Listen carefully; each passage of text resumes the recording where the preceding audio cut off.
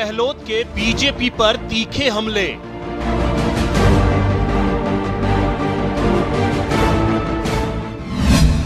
CM का आरोप, दंगे और तनाव का संकेत, बीजेपी लाई प्रदेश को इलेक्शन मोड में।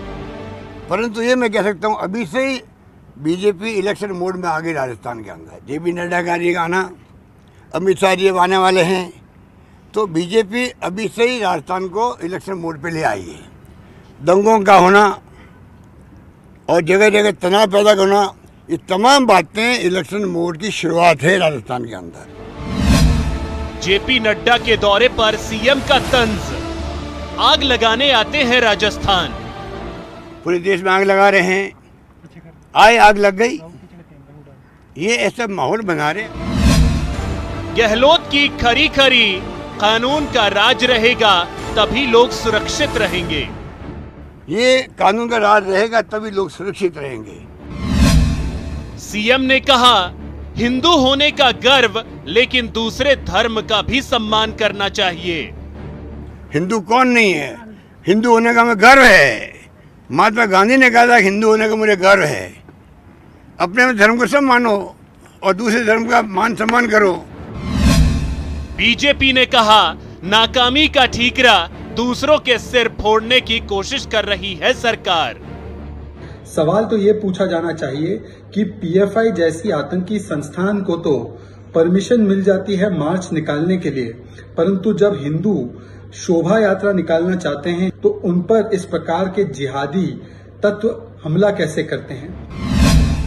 सतीश पूनिया ने कांग्रेस पर तुष्टीकरण का आरोप लगाया।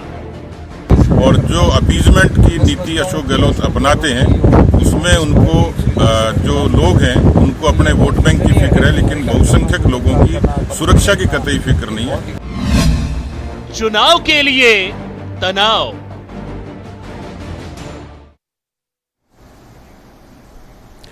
नमस्कार, बहुत स्वागत है आपका। प्राइम डिबेट देख रहे हैं आप, आपके साथ में जेपी शर्मा।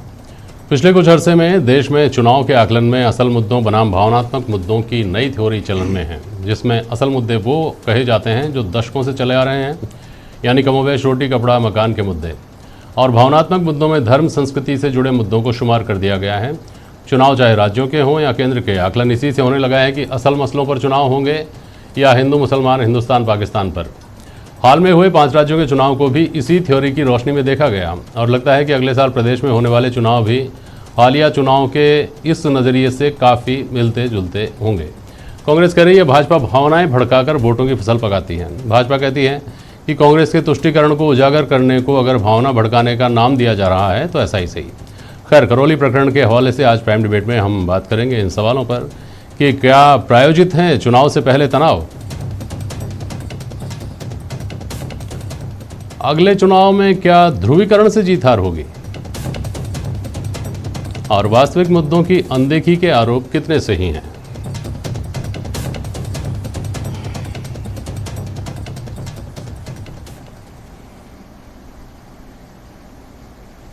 भाजपा प्रवक्ता अमित गोयल साहब हमारे साथ हैं, आर तिवारी जी हैं कांग्रेस के प्रवक्ता, नईम रब्बानी साहब हैं जमात इस्लामी हिंद के सेक्रेटरी हैं आप, और वरिष्ठ पत्रकार एसपी मित्तल साहब हमारे साथ जुड़े हैं। बहुत स्वागत है आप सभी का। अमित गोयल जी की पार्टी कहती है कि सरकार से कानून व्यवस्था संभल नहीं रही। आर तिवारी जी की पार्टी कहती है कि भाजपा काम ही ऐसे करती है जिससे तनाव फैले। पहले आप दोनों से 30 सेकंड में ओपनिंग रिमार्क ले लूँ, फिर आगे बढ़ता हूँ। अमित गोयल बोलिए। देखिए, कांग्रेस सरकार में जो स्थिति राजस्थान में बनी हुई है, मुख्यमंत्री अशोक गहलोत जी को भी पता है कि उनकी प्रशासनिक विफलता अपने चरम पर है। राजस्थान में कानून व्यवस्था की स्थिति ध्वस्त हो चुकी है और जो पुलिस का स्लोगन है अपराधियों में भय आमजन में विश्वास, वो उल्टा हो गया है कि अपराधियों में विश्वास और आमजन में भय। राजस्थान की बेटियों की पोजीशन आपको पता है, राजस्थान में लगभग 20 बलात्कार रोज हो रहे हैं। मुख्यमंत्री जी ने कहा कि 10 झूठे निकलते हैं उसमें से, लेकिन मुख्यमंत्री जी आपको एक बता दूं, अगर 20 दर्ज हो रहे हैं तो 20 ऐसे भी होंगे जो महिलाएं अपनी शर्मिंदगी के चक्कर में दर्ज नहीं कराती होंगी। तो इस तरह का बयान देकर उन महिलाओं का अपमान करने का प्रयास आप मत कीजिए और उस घटना को हल्का करने का प्रयास मत कीजिए। और जिस तरह आज मुख्यमंत्री जी ने अपने भाई बंधुओं को जो सफेद गोल टोपी पहन के राजस्थानी कानून व्यवस्था की स्थिति बिगाड़ रहे हैं, उनको कवरिंग फायर देने का काम किया नड्डा जी का नाम लेके। नड्डा जी अपने एक निजी कार्यक्रम में यहाँ पर आए थे और वो उस निजी कार्यक्रम के नाते पार्टी के वरिष्ठ लोगों से मिले थे और उनके जाने के बाद में सारी घटनाएं हुई हैं। मतलब मेरा मतलब कहने का यह है कि अपनी प्रशासनिक विफलता का ठीकरा दूसरे पर फोड़ना बंद कीजिए। राजस्थान की कानून व्यवस्था की स्थिति को दुरुस्त कीजिए। बोलिए तिवारी साहब, बोलिए। जेपी भाई, ये पूर्वी राजस्थान में क्यों हो रहा है? दौसा के अंदर आपने देखा नहीं, बलिया जोशी इनके भारतीय जनता पार्टी के राज्य के जो मंत्री हैं, जो पूर्व विधायक रह चुके संसदीय सचिव हैं, अच्छा। बलिया जोशी दौसा वाले प्रकरण में कौन है अपराधी? दौसा पूर्वी राजस्थान का हिस्सा है जेपी भाई, करौली पूर्वी राजस्थान का हिस्सा है। चूंकि पूर्वी राजस्थान में भारतीय जनता पार्टी का सुपड़ा साफ हो गया, वहां ये अपना वर्चस्व बनाना चाहते हैं। जेपी नड्डा जी को तोहफा देना चाहते थे। अच्छा। हिंदुओं का अगर नववर्ष मना रहे तो मुसलमान अगर रमजान का अगर पवित्र त्योहार मना रहे हैं, उस रास्ते में जाकर के दुकानें किसकी जलाई गई? लाख का काम कौन करता है? आज अगर कांग्रेस की सरकार ने उस कांस्टेबल को हेड कांस्टेबल बनाकर के उसको प्रोत्साहन दिया, उसने किसकी जान बचाई? अरे वो तो हिंदुओं में भी सबसे अच्छा जो जिनको कहते हैं वो ब्राह्मण था, उसने अपनी जान की बाजी बचा करके एक इंसान को बचाया। तिवारी जी, आप तो भाई सारी जांच करके बैठे हैं। राजस्थान को चुनाव से ये इतनी फोर्स, इतने पुलिस अधिकारी, वहाँ SIT जांच करेगी, वो पता नहीं क्या जांच करेगी। आपके पास सारे तथ्य हैं, आपको तो सब कुछ पता है तिवारी साहब कि वहाँ कैसा कैसा हुआ, क्या क्या हुआ। आप तो निष्कर्ष पे पहुंच चुके हैं तिवारी जी। निष्कर्ष आज अखबारों ने छापा है, उस कांस्टेबल ने अखबारों की मीडिया रिपोर्ट्स को आप अपनी सहूलियत से कभी भी खारिज नहीं कर देते। बचाया, बच्चों को बचाया। वो भी अगर हिंदू और मुसलमान हो जाता तो इस देश की तो खत्म हो जाती, संविधान की धज्जियां उड़ जाती। राजस्थान के जननायक ने जो आज कुछ कहा है, नड्डा जी आए, उसी दिन शाम को आग लगी, उसके 4 दिन पहले। चलिए, अमित गोयल काफी देर से जवाब देना चाह रहे हैं, लेकिन एक मिनट तिवारी जी, और अमित गोयल साहब आप सुनिए, आप दोनों 1 मिनट सुन लीजिए, अपनी अपनी बात बोलिएगा, दोनों एक साथ बोलेंगे, कुछ भी समझ में नहीं आएगा। गोयल साहब बोलिए। मैं इतना सा कहना चाह रहा हूँ, इन्होंने जो कहा कि चुनावी मोड पर भारतीय जनता पार्टी आ गई है, अरे आप एक बार इतना जोर से बोलिए तो सही। जिन लोगों ने मस्जिद से 5-5 किलो के पत्थर शांति से चल रही शोभा यात्रा पर बरसाए, उनके खिलाफ सख्त कार्रवाई होगी। वो बोलने प्रॉब्लम है, सुना ना आपकी बात को। क्या राजस्थान में अशोक गहलोत साहब की सरकार आने के बाद पहली सांप्रदायिक तनाव की घटना है? 2018 के अंत में अशोक गहलोत साहब की सरकार बनी।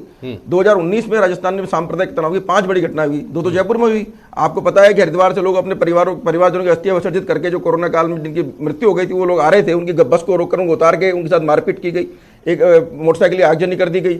आप ये देखिए, ये जयपुर के अंदर ही शास्त्री नगर के अंदर बहुत बड़ी भीड़ ने पूरे थाने को घेर लिया, सैकड़ों गाड़ियों के कांच फोड़ दिए। मालपुरा के अंदर दंगा हुआ, दशहरे की शोभा यात्रा पर हमला हुआ। गंगापुर सिटी के अंदर रामनवमी की शोभा यात्रा पर हमला हुआ। तो ये कोई पहली घटना है कि आपकी सरकार आने के बाद? कारण यह है कि आप लोग इन लोगों को कवरिंग फायर देते हो। आज भी आप ये कहने का साहस नहीं जुटा पा रहे हो कि जिन लोगों ने पत्थर बरसाए, इनको जवाब देंगे, इनको सख्त कार्रवाई करेंगे। गोयल साहब 1 मिनट, तो आप जवाब सुन लीजिए। बोलिए तिवारी जी, बहुत संक्षेप में बोलिएगा, अपनी बात आगे बढ़ूंगा। फिर कह रहा हूँ, आज देश के मुद्दों को भटकाया जा रहा है राष्ट्रीय स्तर पर। कर्नाटक की आपको देखो, आंध्र प्रदेश और कर्नाटक में हनुमान जी की जन्मस्थली को लेकर के वहां तनाव पैदा किया जा रहा है। बंगाल में आपने दुर्गा को राम को लड़वा दिया। अच्छा, आप धर्म के नाम पर आज डीजल की बात करनी चाहिए, आज पेट्रोल की बात करनी चाहिए, आज माँ बहनों की रसोई के खर्चे की बात करनी चाहिए। 1 मिनट, आज देश में बेरोजगारी की बात करनी चाहिए, और इस पर भी बात करेंगे। अब सुनिए, मुसलमानों का चश्मा लगा करके अब सुनिए, नईम रब्बानी साहब, सकते हो अमित गोयल, लेकिन लोगों का दिल नहीं जीत सकते हो। पूरा देश का नौजवान जान रहा है। 1 मिनट सुनिए तो। नईम रब्बानी जी, आ रहा हूँ अमित गोयल साहब आपको। नईम रब्बानी जी, आपको आवाज सुनाई दे रही है मेरी? जी आ रही है, आवाज आ रही। आप अपना फोन साइलेंट करें प्लीज। रब्बानी साहब, आपको आवाज सुनाई दे रही है ना? जी सर, आ रही है, आवाज आ रही है। हाँ, कोई भी संवेदनशील आदमी, कोई भी बुद्धिजीवी आदमी नहीं चाहता कि इस तरह की घटनाएं हों। ये दुर्भाग्यपूर्ण घटना हुई, इसके पीछे क्या कारण मानते हैं, कैसे देखते हैं इसको? संक्षेप में बोलिएगा, फिर आगे सवाल करूंगा। सर, बात यह है कि प्रशासन के साथ में CLG के लोगों की मीटिंग हुई, उसमें यह बात तय की गई कि इस रास्ते से रैली को नहीं निकाला जाएगा। उसके बावजूद रैली को जबरदस्ती उस इलाके से निकाला गया, और उसके बाद वहां तिवारी जी क्या कर रहे हैं आप? अगर वो आप सुनेंगे तो आपको मालूम होगा कि किस तरह से प्रोवोक किया गया पब्लिक को। वो पत्थर जिसने भी बरसाए, चाहे कोई भी हो, किसी भी धर्म का हो, उससे कोई बात नहीं, लेकिन वो जिसने भी पत्थर बरसाए वो गलत है। लेकिन प्रशासन को भी इस बात के ऊपर दिमाग लगाना चाहिए, जोर देना चाहिए कि बार बार ये घटनाओं की जो पुनरावृत्ति हो रही है वो क्यों हो रही है। और मना करने के बावजूद देखिए, राजनीति की रोटी अगर कोई सेक रहा है भावनाएं भड़काकर, सुनिए आप 1 मिनट सुनिए, कोई भावना भड़काकर सेकने के आरोप लगते हैं किसी के ऊपर तुष्टिकरण के आरोप लगते हैं, वो कांग्रेस और भाजपा। सुनिए नईम रब्बानी साहब, आपको मेरी आवाज आ रही है ना? सुनिए तो। जी आ रही है। अब आप कह रहे हैं कि भाई नारे लगाकर भड़काया गया, तो नारे में क्या कह दिया गया था ऐसा कि लोग भड़क गए? जितना मैंने सुना है, इस देश में रहना होगा, जय श्री राम कहना होगा, यही नारे थे जिनसे भड़क गए लोग। नहीं, जय श्री राम नहीं, उसके अलावा भी कहा है कि दाढ़ी वालों को कहना होगा जय श्री राम कहना होगा, ये नारे भी लगे हैं सर वहां पर। खैर ये सब सामने नहीं आया, लेकिन हो सकता है कि ऐसा हो। अब मुझे एक बात हाँ, ये नारे अगर बात सहिष्णुता की, जहां रब्बानी साहब सुनिए, ये कर ली गई दोनों पक्षों की तरफ से, रब्बानी साहब सुनिए, अमित गोयल साहब सुनिए, निकाली जाएगी, आता हूं तो उसके बाद जबरदस्ती क्यों निकाली जाएगी? रब्बानी साहब सुनिए, जहां बात नफरत को जीतने की होती है ना, जहां बात ये आती है कि साहब कोई एक व्यक्ति नफरत फैलाकर कुछ हासिल करना चाहता है, उसका तरीका क्या उससे बचने का ये है कि आप हथियार बन जाएं, आप पत्थर फेंकें, आप उसके मंसूबे पूरे होने दें। अगर ऐसा है तो की बात कर रहा हूं मैं। और दूसरे सवाल ये है कि अगर ऐसा कहा गया कि इस देश में रहना होगा, जय श्री राम कहना होगा, सुनिए एक मिनट, हम बहुत खुलकर बात कर रहे हैं, मेरा कतई इस बहस को उस दिशा में ले जाने का जिससे तनाव बढ़ता है, जिससे उलझनें बढ़ती हैं, उस तरफ ले जाने का नहीं है, और आपका भी नहीं होना चाहिए, किसी का भी नहीं होना चाहिए। इसलिए मैं आपको ये बात बोल रहा हूँ, इस देश के 100 करोड़ आदमी दिन में 5 वक्त नमाज होती है, तो उस वक्त ये सुनते हैं कि अल्लाह सबसे बड़ा है और अल्लाह के अलावा कोई दूसरा पूजनीय नहीं है। मैंने जो उसमें अजान में जो बोला जाता है उसका बहुत ही रिनाउंड इस्लामिक स्कॉलर से पूछ करके उसका तर्जुमा आपको बताया है। क्या 5 बार ये नहीं सुनते लोग कि उसके अलावा दूसरा कोई उपास्य नहीं है, दूसरा कोई पूजने लायक नहीं है? क्या इस बात पर झगड़ा होता है कभी? क्या इस नारे को लेकर कभी कोई एतराज़ जताया जाता है? जहां आप ये सुनते हैं, 5 बार दिन में सुनते हैं, माइक लाउड स्पीकर पर सुनते हैं कि दूसरा कोई भी पूजनीय नहीं है, ये सुनकर कैसा लगे? अगर मुस्लिम संप्रदाय के देवताओं के बारे में, पैगंबर के बारे में, अल्लाह के बारे में अगर सुन लिया जाए तो, अगर कह दिया जाए तो फिर सहिष्णुता की जिम्मेदारी एक तरफ ही थोड़ी है साहब। थोड़ा सा पाठ पढ़ाइए। मेरे कहने का मतलब ये है कि जो लोग इन बातों को लेकर बहुत उद्वेलित हो जाते हैं, जो नारों का हवाला दे रहे हैं ना, नारे लगा दिए गए, भड़काऊ नारे वारे, ये सब बातें चलने वाली मुझे नहीं लगता कि हैं। अगर बात सहिष्णुता की आती है, बात समझदारी की आती है, तो सीएलजी के मेंबरों के साथ में एक मीटिंग में आपका तय हो गया कि इस रास्ते से आपको ये रैली नहीं निकालनी है, उसके बाद आप उस रैली को क्यों निकालने? अरे साहब, आप क्या बात कर रहे हैं? एसपी मित्तल साहब जुड़े हैं हमारे साथ, आप कैसी बात कर रहे हैं? करौली में एक गली में होकर के लोगों को नहीं जाने दिया जाएगा? अजमेर में तो सारी दुनिया के मुसलमान आते हैं ना सजदा करने के लिए, वहां दरगाह के दरवाजे पर फूल बरसाए जाते हैं। वो तो यहाँ मित्तल साहब बताइए। जयपुर में कौन? सुनिए नहीं रब्बानी साहब, अब सुन लीजिए, कुछ अच्छी बात सुन लीजिए, बोलिए।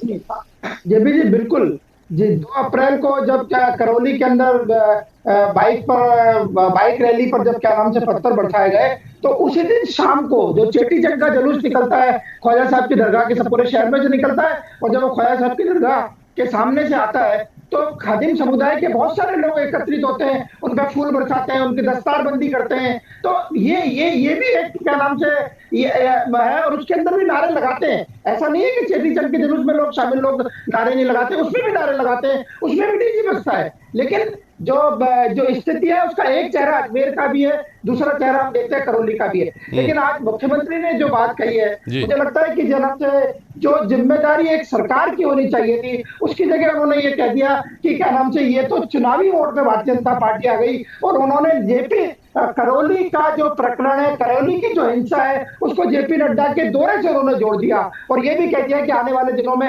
अमित शाह आएंगे तब भी ऐसी घटनाएं होंगी। तो मुझे लगता है कि शायद ऐसा नहीं होना चाहिए।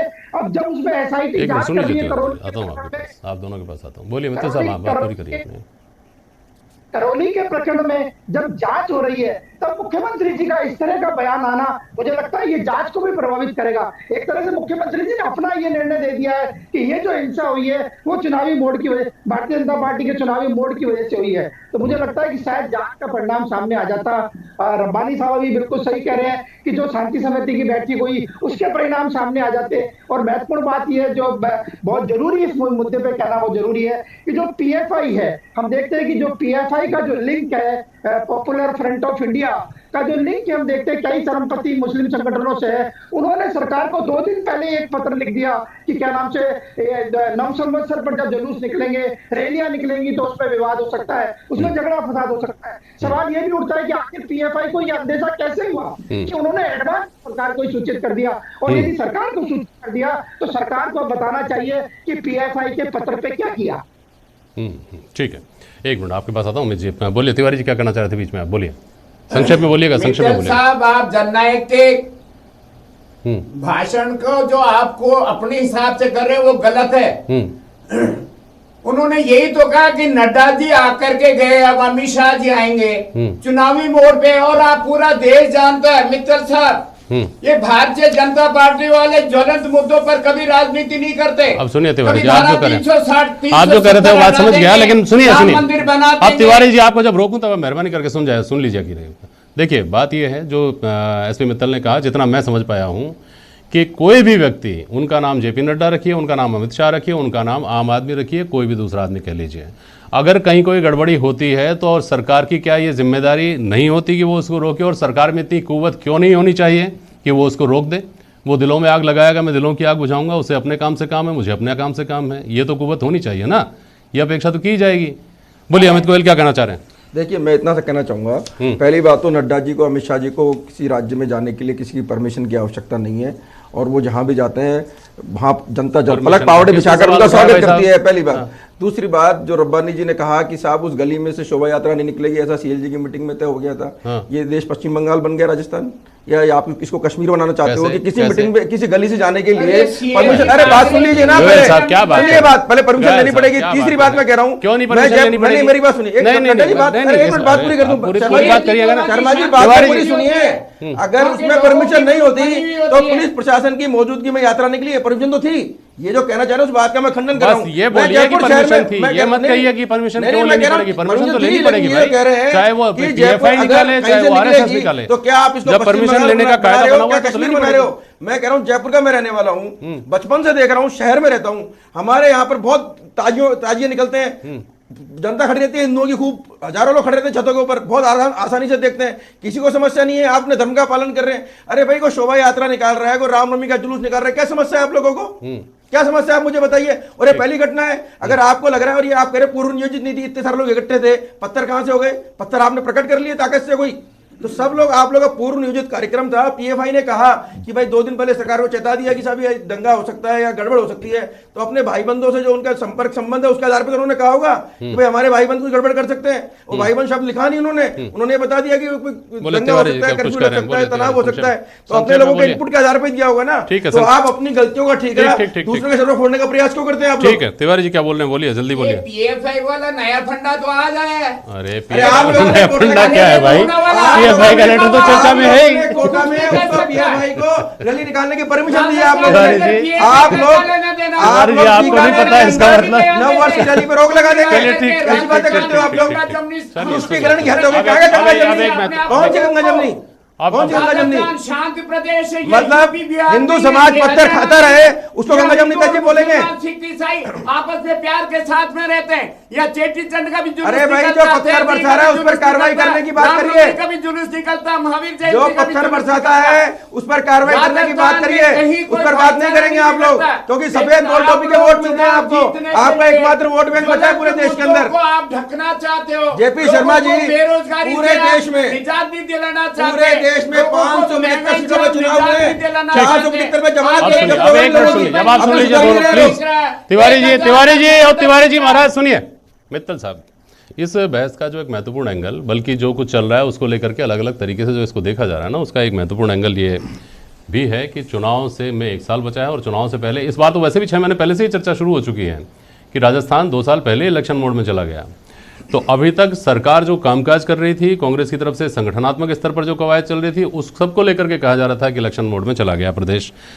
आज कांग्रेस की तरफ से कहा गया कि भाजपा अभी इस दौर को ही चुनाव के दौर में ले जाकर खड़ा करने की कोशिश कर रही है। अब सवाल ये उठता है, जो शुरुआत जहाँ से की थी हमने, कि भावनात्मक मुद्दे जिस पर हम बात कर रहे हैं और वास्तविक मुद्दे जिन पर बात होती है लेकिन इस तरह से नहीं होती है, ये लगता है कुछ लोगों को। तो मित्तल साहब, आपको लगता है कि आगे जाकर ये दिशा बदलेगी या इसी दिशा में रफ्तार और बढ़ेगी? मित्तल साहब, आता हूँ मित्तल गोयल जी आपके पास। मित्तल साहब बोलिए। जेपी जी, मेरा ये कहना है कि जो अशोक गहलोत सरकार ने जो अभी कहा, बजट बहुत अच्छा पेश किया, उन्होंने बहुत सारे काम किए, पुरानी पेंशन लागू की, ये जितने भी बात महत्वपूर्ण है, मुझे लगता है कि कांग्रेस को चाहिए कि अपने इन्हीं जो रखे हैं, जो काम काज सरकार ने किए हैं, वही इन लोगों को रखना चाहिए। इसी प्रकार जो भारतीय जनता पार्टी है, मुझे लगता है कि उनको अपनी केंद्र सरकार की ये योजना है उनको रखना चाहिए, और विकास के मुद्दे पे चुनाव लड़ा जाना चाहिए। और ये जो मुद्दे हैं, चाहे वो सांप्रदायिकता का हो, चाहे वो जाति का हो, मुझे लगता है कि चुनाव के अंदर मुद्दे नहीं बनने चाहिए। ठीक है, मैं गोयल साहब बोलिए क्या देखिए, संक्षेप मैं में? आपके चैनल के माध्यम से माननीय मुख्यमंत्री अशोक गहलोत जी से दो सवाल पूछना चाहता हूं। एक, उन्होंने कहा कि वो जो एईएन है वाल्मीकि जी, हर्षाधिपति वाल्मीकि जी, उनके यहाँ पर एक मिनट उनके यहाँ पर 22 फ्रैक्चर नहीं 9 फ्रैक्चर हुए, तो आप ये भी कह रहे हैं कि राजस्थान में कानून का राज रहना चाहिए। अरे भाई, आपके विधायक ने उसकी जांग की टांग की देखो, आप एक्सरे देखो, आप बिल्कुल हड्डी के 2 टुकड़े हो गए। आपने क्या कार्रवाई की गिरिराज मलिंगा पे, या फिर आपने जोरीलाल मीणा के बेटे पर क्या कार्रवाई करी? देख लेंगे, उस एक्सरे को बता देंगे इनकर कितने फ्रैक्चर हैं, उसके ऊपर कहां बहस नहीं, मैं कहना चाह रहा हूँ, नो फ्रैक्चर मान रहे हैं आप, आपने कार्रवाई क्या करी? आप कानून की बात कर रहे हो, उस व्यक्ति को न्याय के बारे में आप कब बोलोगे? आपने 22 और 9 का अंतर तो बता दिया है, लेकिन नो फ्रैक्चर वाले पर भी क्या कार्रवाई नहीं होगी जिसने फ्रैक्चर किए? ठीक, तिवारी जी बोलिए, ये पूछना चाह रहा हूं मैं। बोलिए तिवारी जी। करौली प्रकरण को छोड़ दीजिए भाई साहब, बात यह है कि आप इनके ऊपर महंगाई सुनिए, नहीं मित्तल साहब की बात छोड़िए, आप तो इस सवाल का जवाब दीजिए मुझे कि आप महंगाई का मुद्दा उठाते हैं, जायज़ बात है, आम आदमी के मन में ये सवाल है और इस बात से मैं लोग त्रस्त हैं, तो ये बात बहस मुबाहिसों में आती है, लेकिन कानून व्यवस्था के ऊपर अगर सवाल उठाया जाता है तो उससे बचने का रास्ता क्यों ढूंढा जाता है? Tiwari ji. National crime bureau ने कहा 2020, 2021, 2021 और 2022 में राजस्थान में क्राइम का 14% ग्राफ नीचे गिरा। बहुत गलत आंकड़े हैं। राजस्थान के राजस्थान में 2020 में कोरोना काल में कर्फ्यू लगा हुआ था, उस समय की बात कर रहे हैं। अभी तो आपका 26% बढ़ गया है, 26% बढ़ गया है। रोज 20 बलात्कार राजस्थान के अंदर हो रहे हैं, 6 लाख मुकदमे दर्ज हुए हैं आपके राजस्थान में। आपने सही कर लीजिए अपने। बहुत शुक्रिया आप सभी का आज प्राइम डिबेट में शामिल होने के लिए। आज के लिए बस इतना ही। तो देखो देश में तिवारी जी इतने बड़े